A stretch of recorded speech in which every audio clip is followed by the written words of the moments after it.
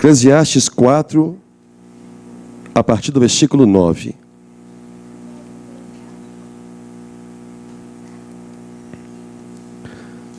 Todos encontraram? Diz assim: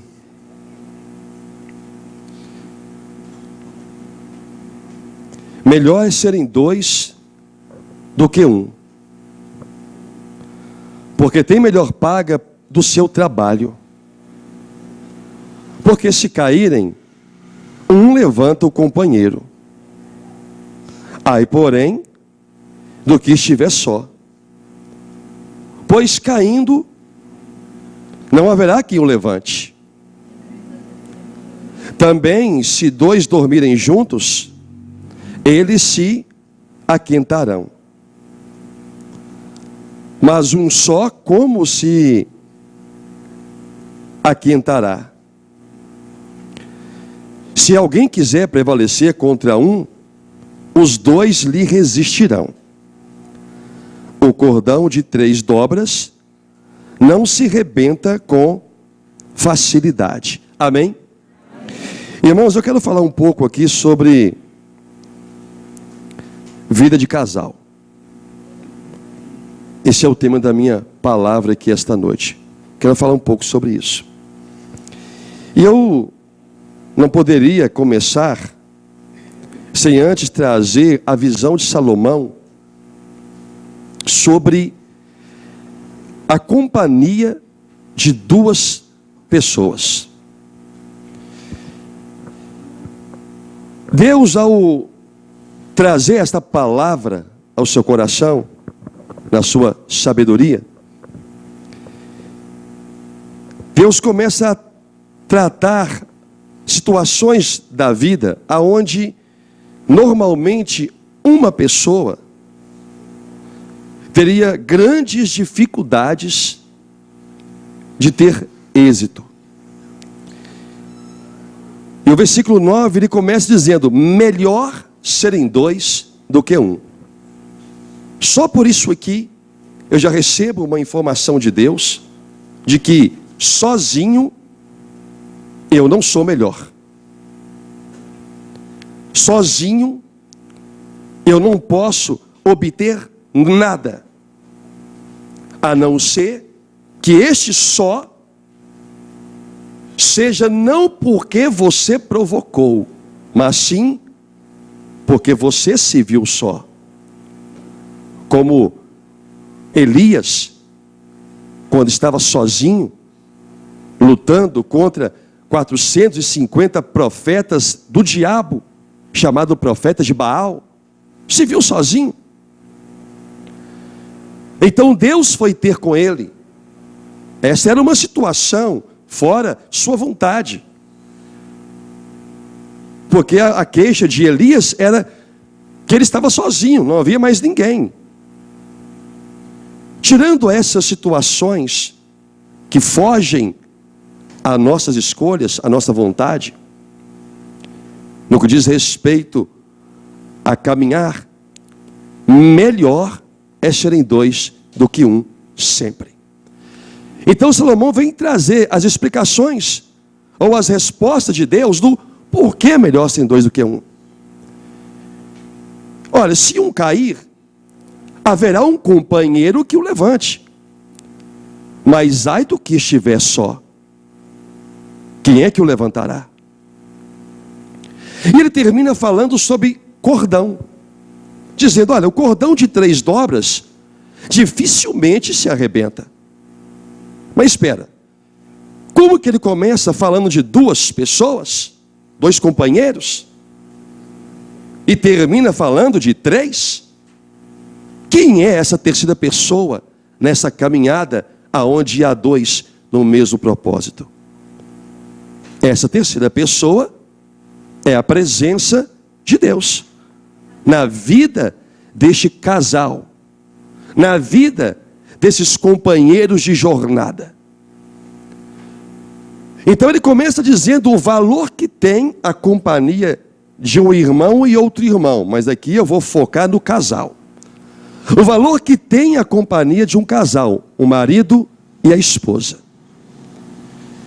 E a força que tem quando este marido e essa esposa se entrelaçam em comunhão com Deus, fazendo do Senhor o terceiro elo, ou a terceira corda deste cordão. Dentro da indústria mecânica, existe, vocês conhecem um produto chamado cabo de aço. Todos sabem o que é um cabo de aço, não é verdade? Na indústria usa-se cabo de aço de toda espessura, que nós chamamos de bitola, espessura. E nesses cabos de aço, eles são entrelaçados. Entrelaçados. Não importa o seu tamanho, não digo comprimento. Quando você tira aqueles laços, ou gomos, falando no linguajar mais leigo, você vai tirando aqueles laços. Lá no meio, tem um material tipo um barbante. Este barbante, ele é chamado de alma. É a alma do cabo. Ele não tem mais força do que os elos que estão entrelaçados. Mas é ele que os une para que sigam uma mesma direção como apoio. Por isso ela é chamada de alma. Deus é esta alma do casal. É a alma que os une, que os entrelaça, que os mantém firmes. Quando Deus não é o terceiro elo da sua vida, ainda que vocês sejam dois, facilmente vocês vão se arrebentar. Facilmente a sua família, que é constituída primeiramente do marido e da esposa, ela vai se desfazer. Porque estavam juntos, estavam unidos, mas não tinha uma alma, que aqui eu vou dizer, não tinha o Espírito Santo, como a alma, como a vida deste casal. É claro que um casal, mesmo sem Deus, vivem juntos a vida inteira. Chegam até a sua velhice, sustentando uma família. Sabe como Deus trata o ímpio, quando esse ímpio consegue ter êxito sem Deus? Deus disse assim: eles tentam ao Senhor e escapam. Isso está escrito lá em Malaquias capítulo 4. Eles tentam a Deus e escapam. Mas lá Deus também diz que breve Ele vai mostrar a diferença de quem serviu a Deus e quem não serviu, de quem viveu uma vida familiar, uma vida a dois, tendo Deus como a alma, tendo Deus como centro, tendo Deus como a parte mais importante de ligamento.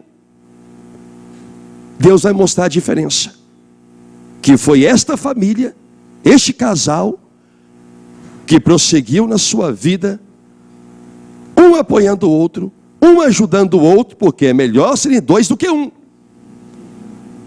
Mas o centro dessa sua vida era o Espírito Santo. Era a sua caminhada com Deus, o seu temor a Deus, era a sua comunhão com Deus. Por isso Deus, neste cordão de 3 dobras, ele tem que ser a alma da ligação entre você e o seu marido, entre você e a sua esposa. Está entendendo, sim ou não? Em 1 Pedro capítulo 3, a partir do versículo 1, Pedro escreveu assim: mulheres, sede vós igualmente submissas ao vosso próprio marido, para que, se ele ainda não obedece à palavra, seja ganho sem palavra alguma, por meio do procedimento de sua esposa. a observar o vosso honesto comportamento, cheio de temor. Não seja o adorno da esposa, não seja o adorno da esposa o que é exterior, como frisado de cabelo, adereços de ouro, aparato de vestuário. Aqui você pode colocar N coisas, como batom, como brinco, como laços e N coisas. Seja, porém, o homem interior do coração,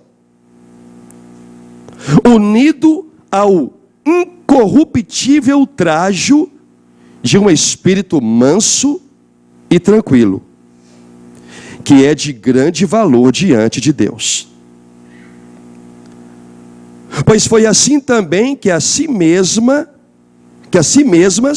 se ataviaram outrora as santas mulheres que esperavam em Deus, estando submissas ao seu próprio marido, como fazia Sara, que obedeceu a Abraão, chamando-lhe Senhor, da qual vós vos tornastes filhas, praticando o bem e não temendo perturbação alguma.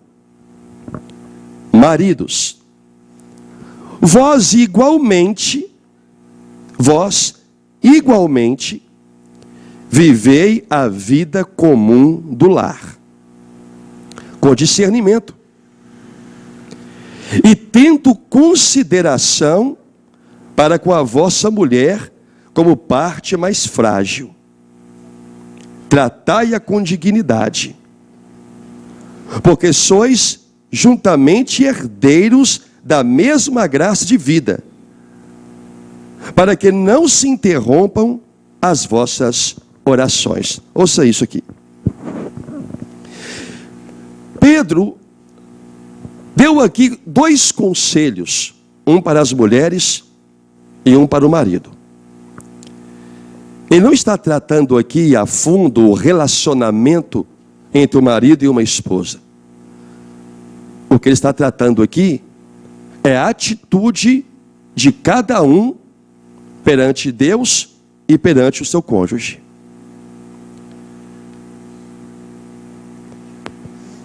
A família nós conhecemos, e todos aqueles que fazem palestras de família, diz que é o pilar da sociedade. Na verdade, o pilar de uma boa sociedade é Deus e a sua palavra. Agora, o pilar do mundo pode ser as pessoas ou as famílias, ou as pessoas que compõem uma família. Mas se a família é o pilar da sociedade, por que a sociedade está tão degradada? A sociedade é composta de famílias. Então os estudiosos, os palestrantes, sustentam essa tese que a família é o pilar da sociedade, baseada em quê? Porque os valores da sociedade já foram corrompidos há anos, mas as famílias ainda existem. Então eu não posso concordar que a família é o pilar da sociedade. A palavra de Deus é o pilar de toda a sociedade, porque toda sociedade que viveu sem Deus se autodestruiu. Todo império cujo Deus não era o Senhor se autodestruiu, porque não tinha pilar. Então Deus fala para as mulheres que elas precisam se sujeitar, ser submissas ao seu marido. Mas vivendo num mundo, numa era de igualdades, falar coisas desta forma soa até mal. Submissão, aonde no mundo se busca direitos iguais.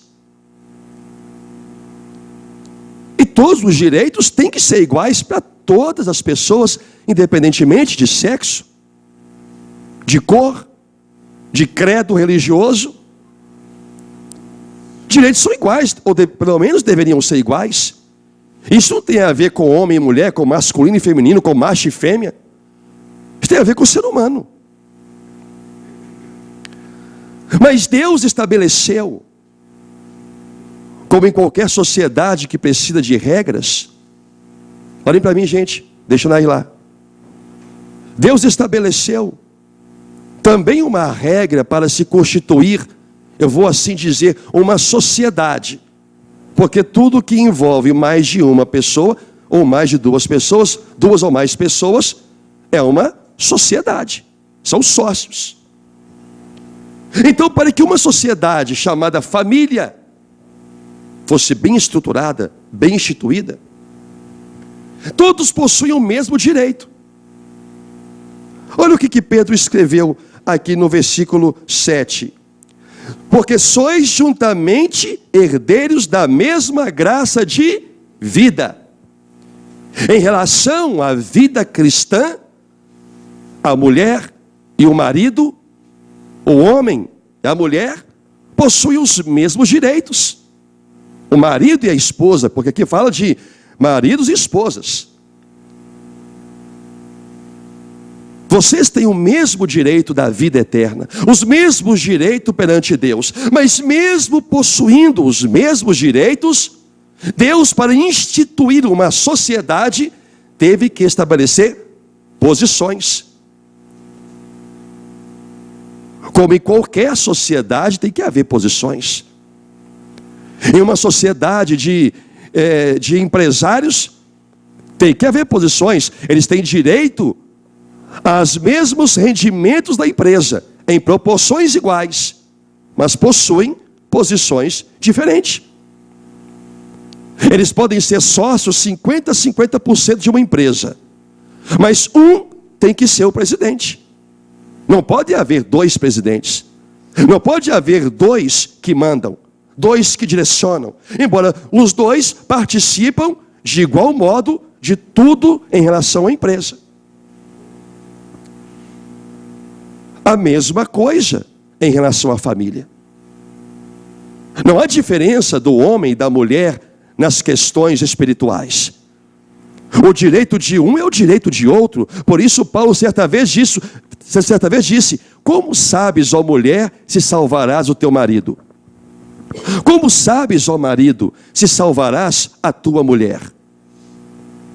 Nas questões espirituais, os deveres e os direitos de ambos são iguais. São herdeiros da mesma herança de vida eterna. Isso em relação às coisas cristãs, as coisas de Deus. Se falando agora de uma sociedade chamada família, ambos têm direitos iguais perante Deus, mas tem que existir posições diferentes. O fato da mulher aqui, ela foi colocada por Pedro como a parte frágil. Ela não foi colocada numa condição inferior. Ela foi colocada numa condição que dentro da estrutura da sociedade chamada família, ela possui mais fragilidade do que o homem. Por isso, nesta hierarquia, nessa constituição de posição, Deus teve que colocar alguém para assumir a direção da família. Poderia ter colocado a mulher e não o homem. Não haveria nenhum problema quanto a isso. Por que Deus não colocou a mulher como o cabeça do marido e colocou o marido o cabeça da sua mulher, logo da família? Deus não pegou essa condição e colocou e instituiu por acaso. Deus estabeleceu isso seguindo um princípio. O princípio que Deus colocou foi, primeiro, quem foi criado primeiro? E a palavra diz: Deus primeiro criou o homem e não a mulher. O segundo princípio que Deus colocou, a palavra diz que a mulher foi enganada pela serpente e não o homem. Então Deus pegou um princípio da história, da criação, e dos acontecimentos que houveram no Éden, e estabeleceu, por essas questões, a posição de cada um. Se o homem foi criado primeiro, é direito que ele governe. Mas Deus não usou só isso. Como foi a mulher que foi enganada pela serpente e não o homem, é ele que eu vou colocar como cabeça desta família. A parte frágil da mulher não tem a ver com a sua posição na família. Pelo contrário, há mulheres que são de fato o pilar de uma família, e não é o marido. Então não é por sua posição ali, e sim pela sua fragilidade de suportar certas situações da vida.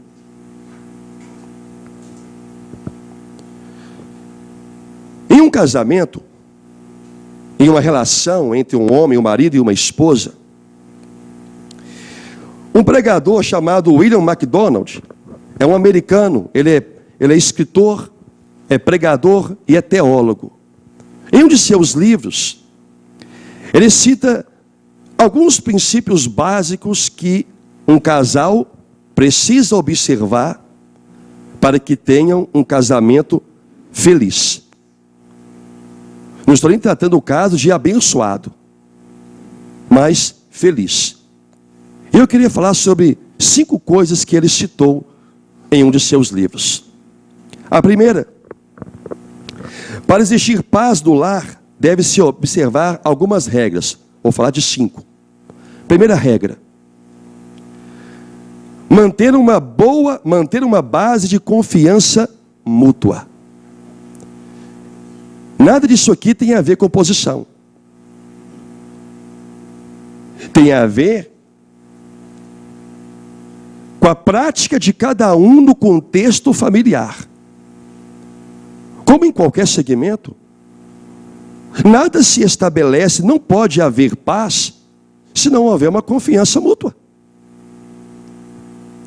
Se você, marido, não confia na sua mulher, não estou falando de confiança, de traição, de adultério, não é disso que eu estou falando, inclui isso também. Eu estou falando de confiança geral, no que diz respeito ao ambiente familiar. Se não houver confiança sua para com a sua esposa, ou de você, esposa, para com o seu marido, não pode haver paz dentro desse lar. Porque começa com algo muito básico e bíblico. Se não há confiança, não pode haver amor. Porque diz a palavra que o amor não arde em ciúme. O amor se confia. Se você não confia no seu marido, ou você, marido, não confia na sua esposa, o seu lar não tem tudo para ser um lar feliz. Porque a desconfiança, ela é perniciosa. É como um escorpião. Em algum momento pica. Em algum momento fere. Porque não houve confiança. Em uma família que não se inicia na base da confiança, não vai poder ser uma família feliz. Vai ser uma família atormentada. Uma família não.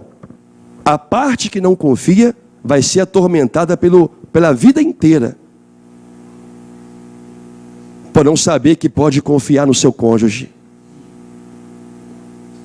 Em qualquer que seja a circunstância que envolve a família. Segunda regra: ter comunicação aberta entre todos com liberdade para falar o que for necessário. Se vocês vivem um casamento aonde um e o outro não tem liberdade para falar o que é necessário, como que as coisas que precisam ser corrigidas serão corrigidas? Como que um vai poder falar o que sente em relação à atitude, o comportamento ou até mesmo as palavras do outro? Se não houver ali uma liberdade para falar. E isso reflete nos filhos. Porque se os pais não têm liberdade para conversar um com o outro sobre as questões importantes e necessárias para o bom andamento da família, como que os filhos vão buscar nesses pais a liberdade também falar daquilo que eles carregam no coração? Daqui a pouco eu vou falar sobre isso. Terceiro, a próxima regra para se observar para uma família feliz: às vezes nós temos que fechar os olhos para pequenas falhas. O apóstolo Pedro, aí mesmo no capítulo 4, no versículo 8, Pedro falou assim: 1 Pedro capítulo 4, versículo 8: acima de tudo, porém, tende amor intenso uns para com os outros, porque o amor, o quê? Cobre multidão de pecados. Queridos,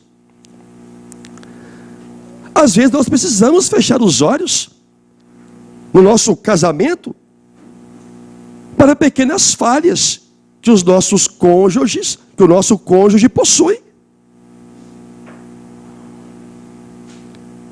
Um pregador certa vez disse que não exija a perfeição do seu próximo se você mesmo não a alcançou. Em um relacionamento nós temos uma atitude muito ruim. Nós queremos a perfeição da nossa esposa, nós homens, e a esposa quer a perfeição do marido. Eu me recordo aqui de Paulo, dizendo que ele tinha que ser perfeito, mas ele não se julgava perfeito. Mas ele lutava todos os dias para poder alcançar a perfeição em Cristo. Hoje no casamento, o marido quer ser perfeito. O marido quer exigir a perfeição da sua esposa. Quer que seja aquela esposa exemplar, bíblica. Se bobear, quer até que ela o trate como Sara tratou Abraão. Você tem que me chamar de Senhor. Porque a Bíblia fala que Sara chamou Abraão de Senhor. Então você é filha de Sara, então você tem que me chamar de Senhor, porque é bíblico. Exige uma perfeição. Quando mesmo não é aperfeiçoado para poder exigir tal coisa da sua esposa. Quer que a esposa seja como foi a sua mãe, que cuide dele como a mãe cuidou, que cozinhe como a mãe cozinhou, que passe a roupa como a mãe passava, ou no mínimo como ele passava, se ele aprendeu a habilidade de passar roupa. Quer exigir da esposa uma perfeição que ele mesmo não possui. A mesma coisa também a esposa em relação ao marido. Exige um marido perfeito. O trabalhador que supre as necessidades materiais da família, que toma a frente das decisões, que é o responsável por tudo que acontece ali na família. Quer que o marido seja aquele marido à moda antiga, que abre a porta do carro para ela, quer exigir do marido uma perfeição que ela mesma não tem. E tudo isso por quê? Porque não estamos dispostos a utilizar o amor para cobrir multidões de pecados. Estamos sempre olhando para o nosso cônjuge, julgando-o por ele ou por ela, não ser o que nós queríamos ou esperávamos que fossem. Há pessoas que se casam esperando, há mulheres que se casam esperando que o casamento mude o homem, posteriormente seu marido. Há maridos que se casam esperando que o casamento vai mudar a mulher, posteriormente sua esposa. O que muda uma pessoa é o poder do Evangelho quando o Evangelho é crido por essa pessoa. A perfeição quem tem que buscar é cada um por si. Eu não posso ter a minha família feliz, o meu casamento feliz, se eu exigir que a minha esposa seja perfeita como eu quero. Até porque isso nunca vai acontecer. Porque ela não é um robô, ela é um indivíduo. Eu demorei muitos anos para poder aprender que eu tinha que fechar os olhos para pequenas falhas. E no início do meu casamento, há 25 anos atrás, há quase 25 anos atrás, eu era um marido exigente. Porque eu tinha uma visão de como tinha que ser a minha esposa. Eu tinha uma visão de como a minha esposa tinha que conviver comigo sendo uma cristã. E por causa desses olhos de amor para poder compreender, ou por falta da instrução que não me deram para poder entender que eu tinha que relevar pequenas falhas, eu fui um marido muito exigente. Porque eu esperava da minha esposa aquilo que ela não poderia dar, não porque não quisesse.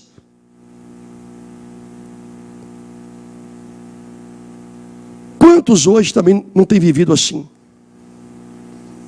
São intolerantes? O que a esposa ou o que o marido era no passado, a pessoa vive como se ainda fosse. Até porque há certos casais, certos cônjuges que nem deixam o velho homem morrer. Está sempre trazendo o velho homem à tona. Você era assim, você fazia assim. Por quê? Porque não está amando. É o amor que encobre, que faz nós fecharmos os olhos para os erros que nossas esposas cometem, para os erros que você, esposa, que o seu marido comete. O amor tudo suporta. E quando nós não suportamos alguém que convive conosco, não ser da forma como nós gostaríamos que fosse, nós somos intolerantes. Como que uma família vai ser feliz se se um e o outro está exigindo do outro aquilo que o próprio não consegue ser perfeito? Perfeito. Perfeito. Eu gostaria de ter tido um pastor no meu início de caminhada que soubesse essas coisas para me dizer logo no primeiro mês, primeiro ano de casamento. Eu teria sido um marido diferente para minha esposa. Teria sido um pai diferente para o meu filho. Mas graças a Deus eu pude aprender. Eu não digo aprender com meus erros. Eu aprendi com a palavra. E pude me tornar uma pessoa melhor, mas jamais vou ser perfeito. Então eu preciso que a minha esposa olhe para mim e feche os olhos para certos erros que é inerente à minha vida. Eu preciso que meu filho feche os olhos. Hoje eu recebi a mensagem do meu filho, hoje é dia dos pais. Meu filho escreveu no finalzinho lá: pai, o senhor não precisa mudar nada. Do jeito que o senhor tá bom, tá ótimo. E pôr do tinino. Eu fiquei extremamente feliz na hora que eu vi aquilo. Ele nem precisava ter falado que me ama. Só de falar, do jeito que o senhor é um ótimo pai para mim. Claro que para ele poder falar isso, ele tem que ter fechado os olhos para muitas falhas que eu tenho. Para muitas falhas que eu também cometi com ele. Senão, não tem como ele me amar. Não tem como a família ser estruturada. Se você não estiver disposto a fechar os olhos para os pequenos erros, pequenas falhas do seu cônjuge, exigindo perfeição, que família feliz você vai ter? Se só você é o perfeito, ou só você é a pessoa perfeita?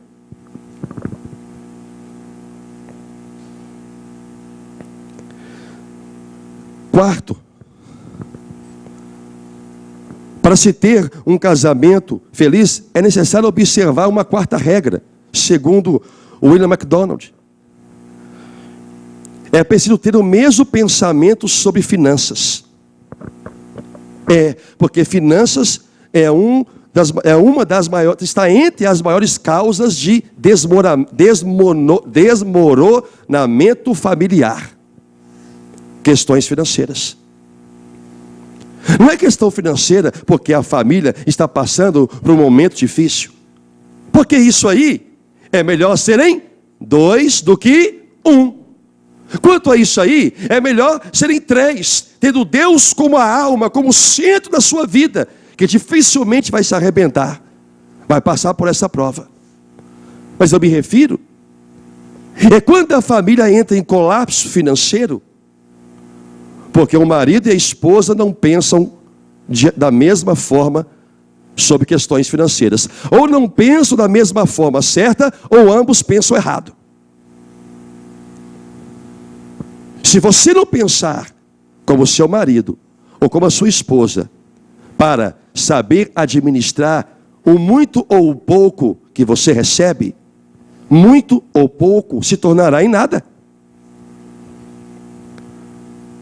Muito nós já aprendemos que a estrutura financeira de uma família não se baseia em quanto aquela família tem de salário em um mês, mas sim de quanto aquela família gasta.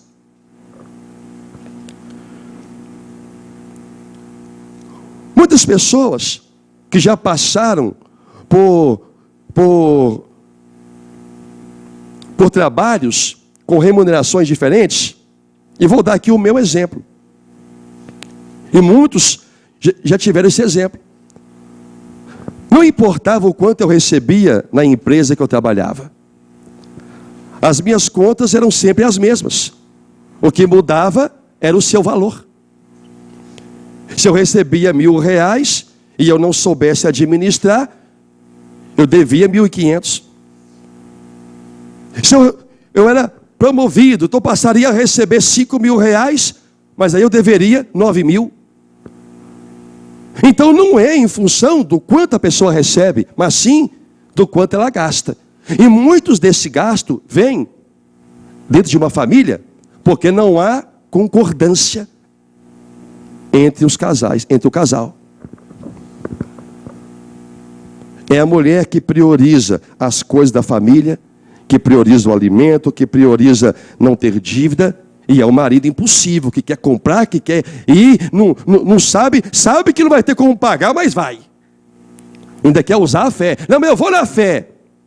Você pode até ir na fé, mas o que você faz para Deus poder abençoar a sua fé e você poder pagar essa dívida ou essa compra que você está fazendo? Ou você acha que vai cair do céu? Deus vai enviar alguém, vai bater na sua porta para te dar o valor que você precisa e você de perna para o ar. A mesma coisa, o oposto é o marido, que pensa na família, que pensa em progredir na vida, pensa em trocar um carro, que pensa em arrumar a casa, ou comprar uma casa, ou construir, sei lá o que for.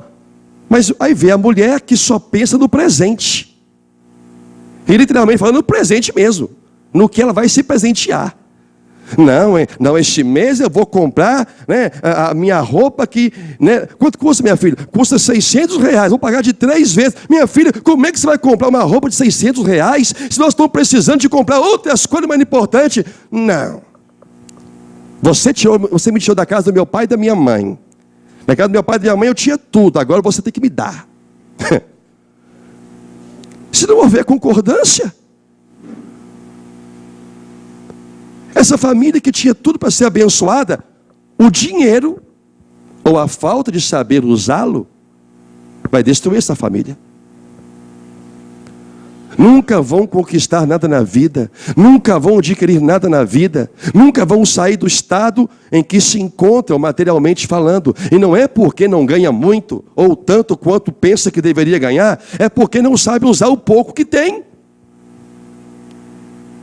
O que o Senhor nos ensinou? Seja fiel no pouco, que no muito eu te colocarei. Você sabe ser fiel a Deus no pouco que você recebe, tanto para atender a demanda da obra de Deus, quanto para atender a demanda da sua casa, mas dentro da proporção daquilo que você tem. Até Deus nos ensina a administrar. No que diz respeito a Ele, o que o Senhor fala sobre a oferta? Cada um contribua com o que tem e não com o que não tem. Aí isso todo mundo aprende, né? Na igreja. Não, eu não vou poder ofertar porque eu não tenho. Deus não disse não pode. Ele disse se você não tem. Aí a pessoa, não, eu não tenho, então Deus sabe que eu não posso ajudar a obra. Maravilha. Como que ela tem fé? Como que ela aprende bem a palavra? Mas quando é para a casa dela, ela não tem. Mas ela arruma um jeito de comprar. Ela que eu falo a pessoa, o marido ou a mulher. Eles arrumam um jeito de comprar aquilo que queriam, mas não tem. Como que para Deus não tem? Não pode fazer, e está certo, porque a palavra diz isso, mas para a família não tem e faz. Faz às custas de dívida. Aí a família desmorona. Você é um casal, marido e mulher. Diz para mim, eu não sei quantos anos você tem de casado. Alguns eu sei, porque eu casei, outros eu não faço nem ideia. Mas diga, eu pergunto para você, nesses anos todos de casado, se você está aí vivo, então de alguma forma você põe comida na sua casa, seja a mulher ou seja o marido, maravilha. Há tantos anos, e você não consegue fazer um passeio com a sua mulher ou com o seu marido.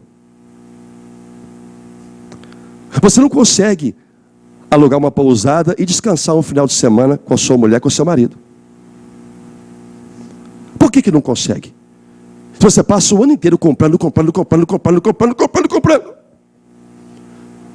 Porque você compra muitas vezes aquilo que não precisa e não sabe administrar o que tem. E muitas dessas coisas vêm com divergência entre os casais, onde gera briga.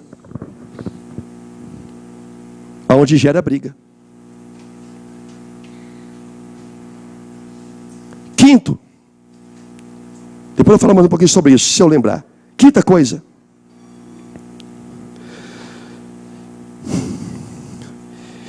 Em um relacionamento de um casal, para ser abençoado, esse casal, eu vou citar o que eu disse antes, porém agora eu vou abranger. Você jamais vai ter um casamento feliz se você não amar seu marido, se você não amar sua esposa. O casamento não se sustenta com companheirismo. Um casamento, uma família, não se sustenta com amigos, com amantes. Não, a minha esposa é minha amante, meu marido é meu amante. Você deveria amá-la. O conceito que eu tenho de amante é outra coisa. É o que se arruma fora do casamento. Seu marido e sua esposa tem que ser o homem que você ama e a mulher que você ama. Olha o que Paulo escreveu em 1 Coríntios capítulo 13. 1 Coríntios capítulo 13.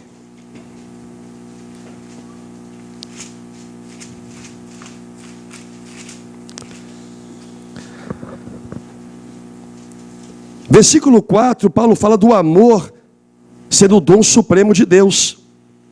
Ele fala assim, o amor é paciente.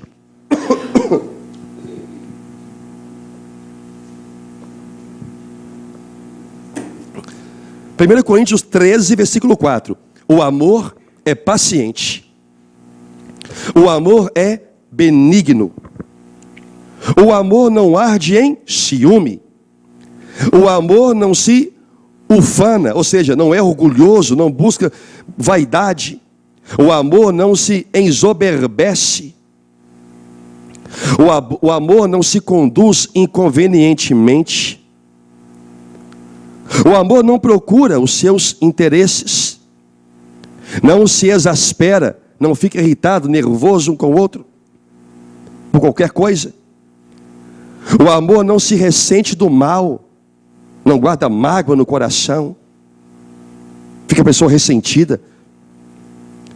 Não se alegra com a injustiça, mas regozija-se com a verdade. O amor tudo sofre, tudo crê, tudo espera, tudo suporta. Tudo suporta. Amém? Então, o amor no casamento tudo suporta.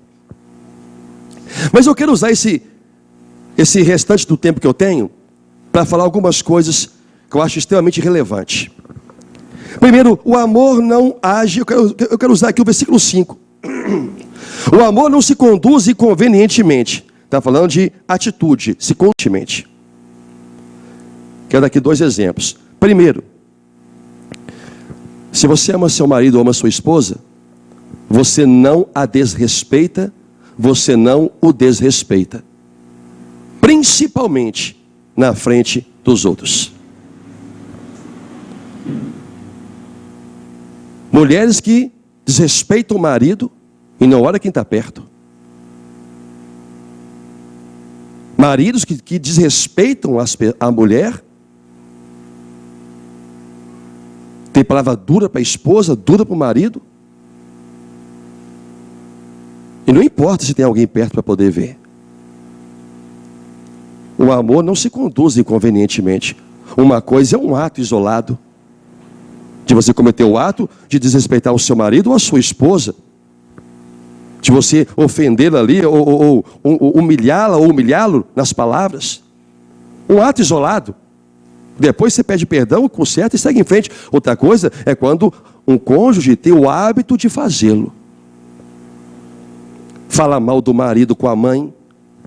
Fala mal do marido para o pai, para os irmãos. Fala mal da esposa, para a própria mãe, para o pai, para os irmãos. Como é que você ama a sua esposa? Como é que você ama seu marido?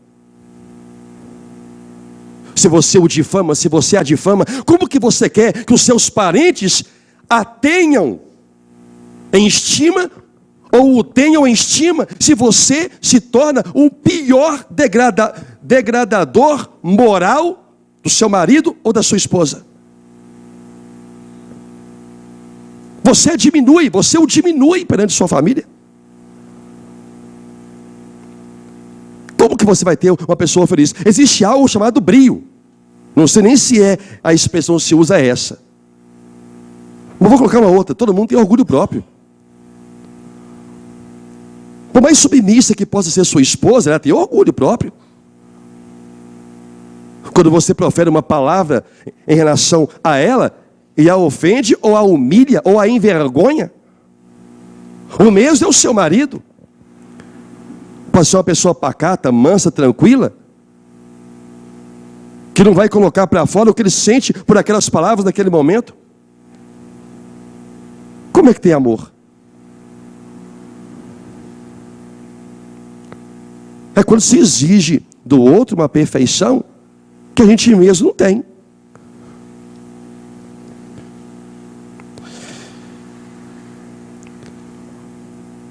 Quem ama, o casal, o marido e a mulher, não discute questões particulares que envolvem apenas um e o outro na frente dos filhos. E tem muitos pais que não têm discernimento para isso, e os filhos que já cresceram não tiveram discernimento para isso. Sabe por quê? Eu vou te dizer. Você que é pai, você que é mãe, os pais, é o primeiro e único ponto de apoio que os filhos possuem quando precisam de algum socorro. Como que os seus filhos vão recorrer a você para falar de coisas importantes, se eles contemplam diariamente, ou semanalmente, ou periodicamente, desavenças verbais duras entre você e a sua esposa, entre você e o seu marido? Os filhos vão carregando essa sobrecarga no coração, e isso uma hora explode. Por que explode? Porque eles não têm liberdade para falar, porque eles não conseguem enxergar que o pai e a mãe, eles não veem que o pai e a mãe têm essa liberdade. Porque quando eles vão conversar, quando um vai falar alguma coisa com o outro, recebe não os ouvidos para ouvir, recebe as pedras para machucar. Aí o filho, a filha vê aquilo, não, eu não vou falar com meu pai, não vou falar com a minha mãe. Porque está tendo péssimo exemplo em casa de como não se deve falar as coisas que sente no coração. Quantos pais fazem isso? Mas o filhinho, a filhinha está ali brincando, sorrindo, com o carrinho, com a boneca, divertindo. Mas os ouvidos estão ali ouvindo tudo, guardando tudo. Uma hora é como um recipiente sob pressão. É tanta pressão emocional que tem dentro da família, ou que tem na mulher que não pode falar com o marido, porque é um bruto, ou é o marido que não pode falar com a mulher, que é uma ignorante. É o filho que não pode falar com nenhum dos dois, porque vem essas características de brutos e ignorantes, e vai acumulando aquilo dentro. Uma hora, meu filho, explode. E vai explodir na sua mão. Uma hora você vai ver o que a sua má conduta dentro da casa proporcionou ao seu filho ou aos seus filhos. Porque eles não conseguem desabafar o que sentem, porque eles veem o que acontece quando você, marido, ou quando você, mulher, desabafa alguma coisa, desabafam uns com os outros. Não há conversa para se corrigir, há só agressão, ou no falar, ou agressão por estar ouvindo uma verdade que machuca. Uma hora, querido, explode. Uma hora a bomba vai cair na sua mão. Aí crescem, aí vão se tornar crianças desajustadas. Mas por quê? O ambiente que eles viveram era um ambiente desajustado. Era um ambiente desajustado. Porque os pais não se amavam. Eles se gostavam. Por isso não suportavam um ao outro. Por isso não fechavam os olhos para pequenas falhas. Acusavam. Não compreendiam as falhas um do outro. Não compreendiam que um não pode ser perfeito como o outro quer.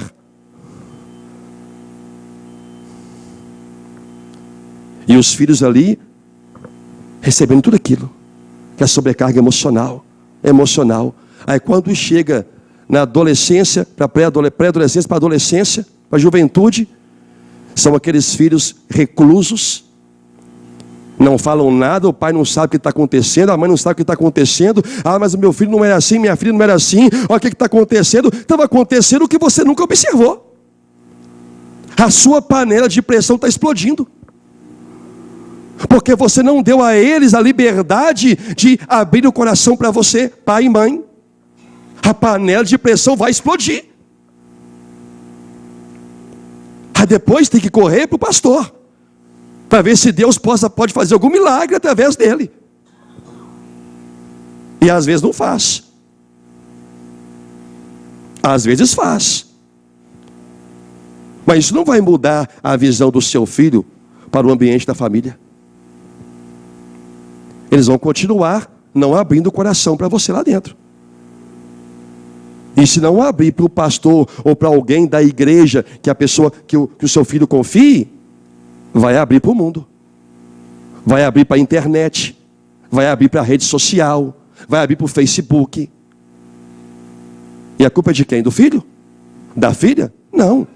A culpa foi do marido, da mulher que viveram um casamento desajustado. Desajustado. Então, o seu relacionamento na sua família reflete muito no seu filho. Todos nós somos espelho de alguém. Todos nós somos espelho de alguém. Nós nos espelhamos em alguém para sermos o que somos, para agirmos como agimos, para falar como falamos, para reagir como reagimos. Nós somos espelho de alguém.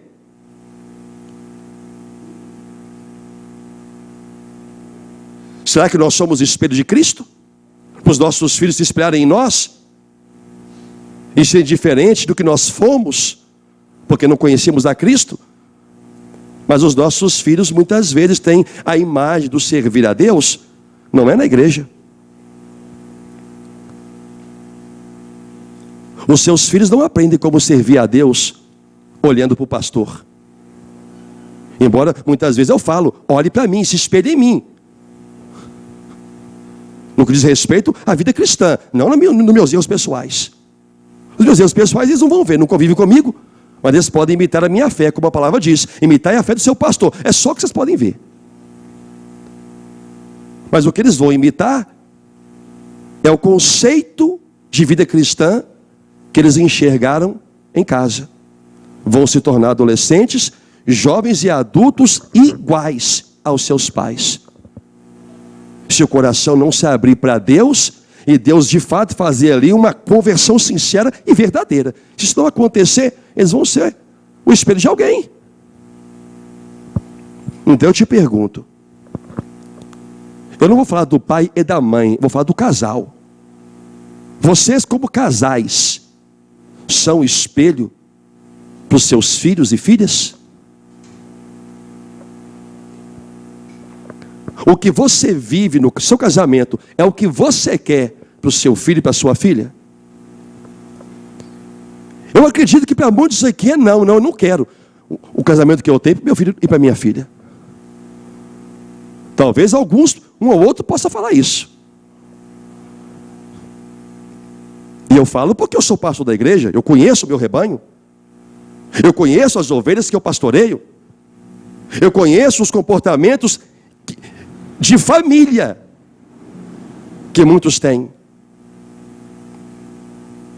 Por isso eu posso com propriedade dizer, eu não acredito que você quer um casamento, uma vida de casal como você tem para o seu filho e para a sua filha. Mas se você não quer isso, você tem que viver o espelho de Deus no seu casamento. Porque esse é o valor que eles estão recebendo. Com as raridades, as raras exceções, o seu filho e sua filha vai ter um casamento como o seu. Ou pelo menos, no casamento, a atitude como a sua. Porque é o conceito que ele aprendeu de família. É o conceito que eles aprenderam de pai e de mãe. E de como um deve tratar o outro. Meu irmão, há muita coisa mais envolvida aqui. Porque simplesmente você marido ou você mulher atender a palavra de Deus em relação ao outro. Vem uma turminha crescendo com você, ou que já cresceu, e que infelizmente foram absorvendo tudo. Tudo.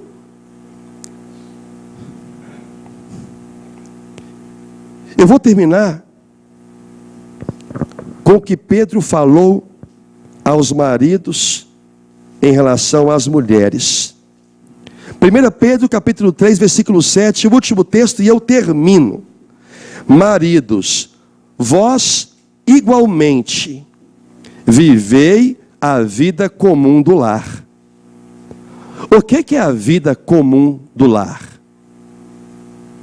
Crie os seus filhos, ame a sua esposa. Se depender de você, leve a provisão para a sua casa. Se não depender de você, você vai ter a sua auxiliadora que vai prover o recurso quando você não puder concedê-lo. Isso é família. A vida comum do lar. Tendo os seus filhos tendo em você a base principal de apoio.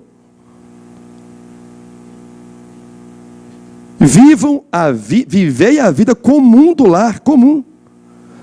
Mas olha só, com discernimento, sabendo o que fazer, sabendo o que falar, sabendo como agir, sabendo como mostrar para os seus filhos como eles devem ser um servo de Deus, uma serva de Deus.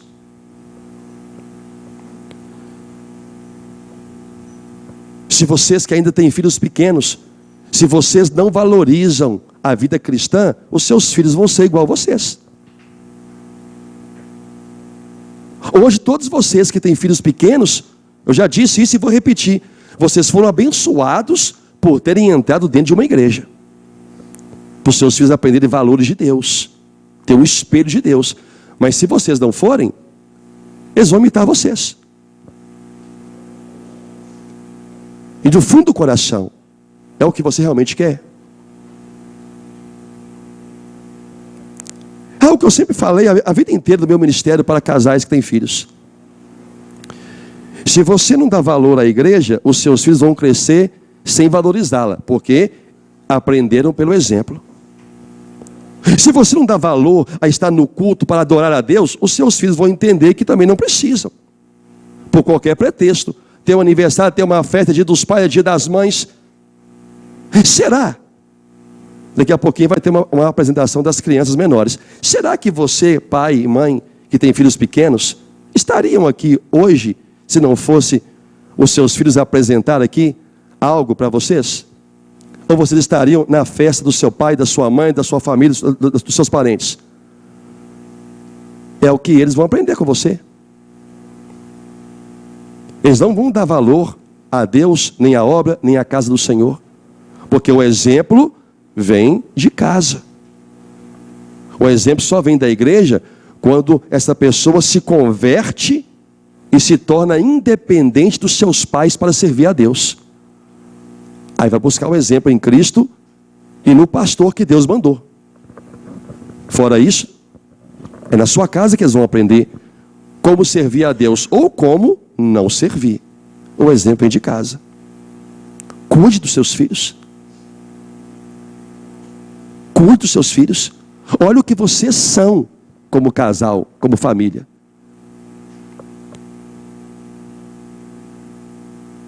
O que você é convivendo com seu marido, com a sua esposa, em termos de casamento, seus filhos vão aprender que também é assim.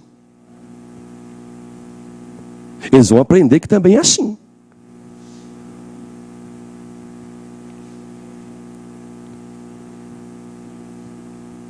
Os pais dentro de uma igreja sonham, né, que os seus filhos cresçam,